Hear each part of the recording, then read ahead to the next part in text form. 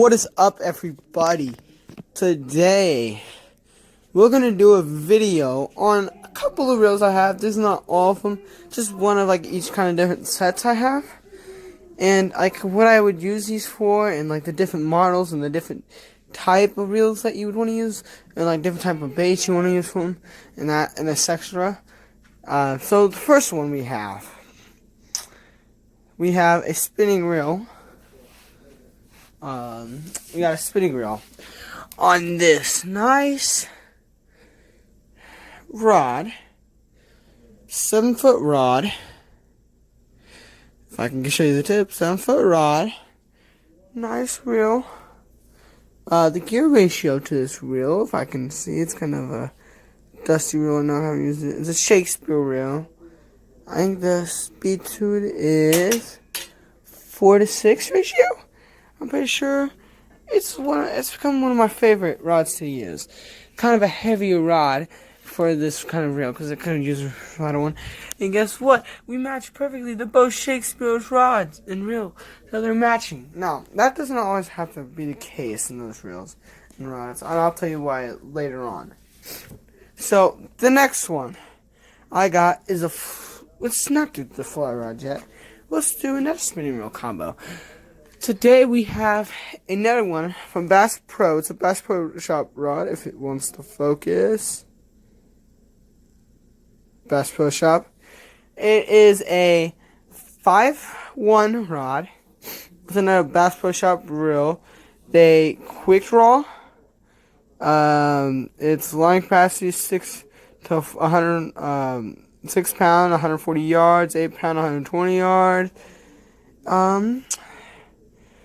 What is it? 2 Barbarians. It's a nice reel. A switch. I don't know what you call these. It's a switch. Where you switch so we can go backwards and forwards reel. So you got this nice rod, and then you got yourself a Classic 2000 if it wants to focus. 2000. And so that's pretty much what this rod is. It's a ultralight, nice ultralight rod. Nice something for like trout or bluegill. Yes, you can catch a bass on it, but you can catch a bass on a lot of baits and a lot of reels. It doesn't matter really. So then I have my next reel. Okay, this one a lot of older fishermen will know. This reel, it's a dusty reel. I should probably clean off the dust when I do, but it works just fine. It's a nice little crappie reel.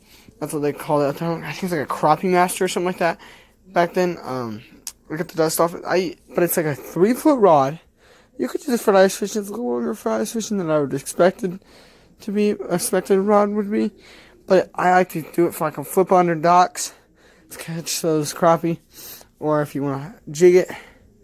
Nice rod to jig it with, and you can feel the bites more because they're closer up. And it's like an ultra light rod, and perfect combo to it.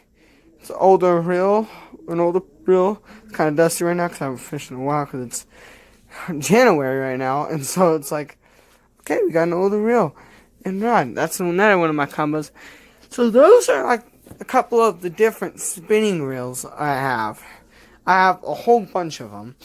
Now, those ones I just thought would be the most unique to you guys, especially this one over here, because this one right here is kind of a unique reel with the rod. I'll tell you why in a little bit.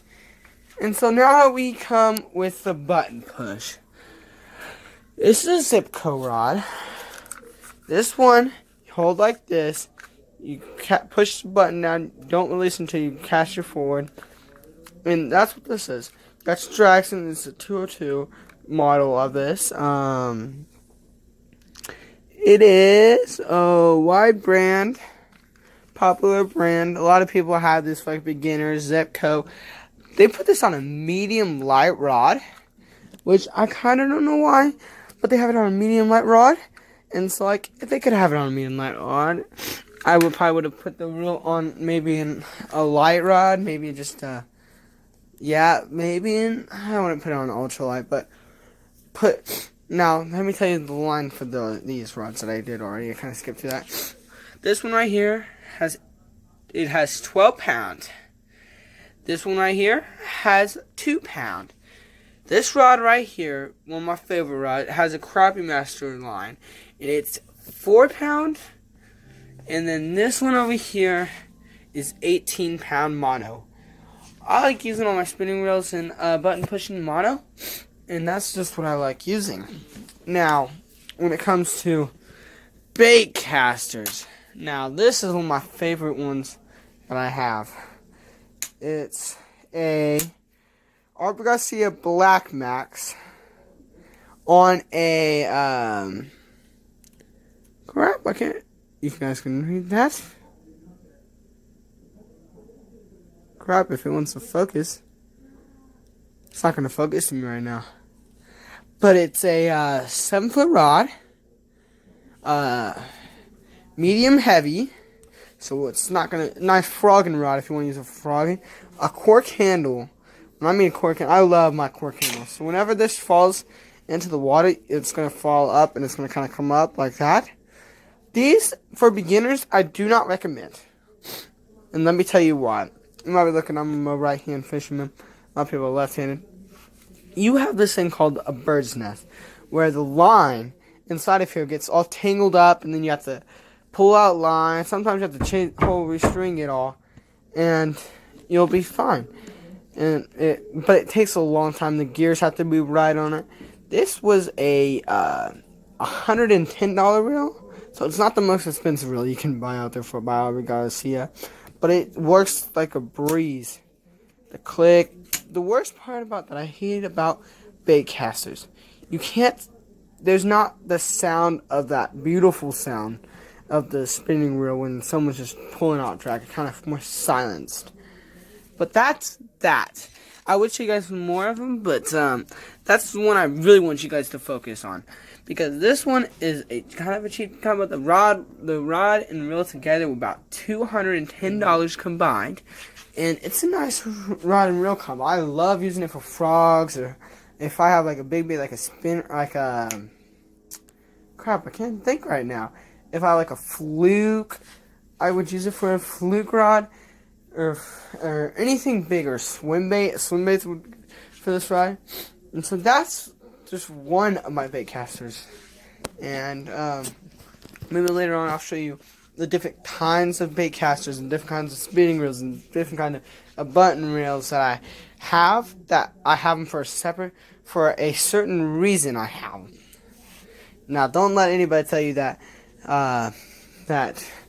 you can't have too many fishing rods, because you can have too many fishing rods, but not too many fishing rods of the same kind or different baits. Like, I like to have a rod for a couple of my different baits. I'm not the guy that would go out there and buy, I need a rod for my frogs, my rod for my flukes, my rod for my crankbait. I'm more of a guy that can get a rod that can do like 3 or more tasks, get another rod to do 3 or more tasks, so I don't have to spend as much money on these. Now, this is one of my favorite unique ones. This right here, this one I do not recommend for beginners because it's difficult. This is what we call a fly rod. This fly rod is a 3-piecer fly rod. You got yourself a 3-piece fly rod. They can come into 4, 5 pieces, or even a 1-piece fly rod.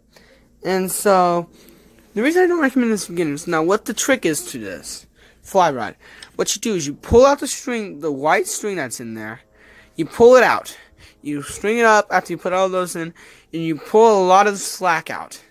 Once you pull that slack out, you kind of whip it back and forth over your shoulder, and that over your shoulder motion will give you that fly action, but you release a little bit of the string at a time and kind of keep doing that until you get a far distance, and then you can I'll do a video on how to use the fly rod later in the future when it starts to get warmer and I can actually go outside and show you guys it. And so, that pretty much does it for today. And I hope you guys like and subscribe. Having a good day. And I'll see you guys all next time on Hunting, Fishing, Gaming Outdoors.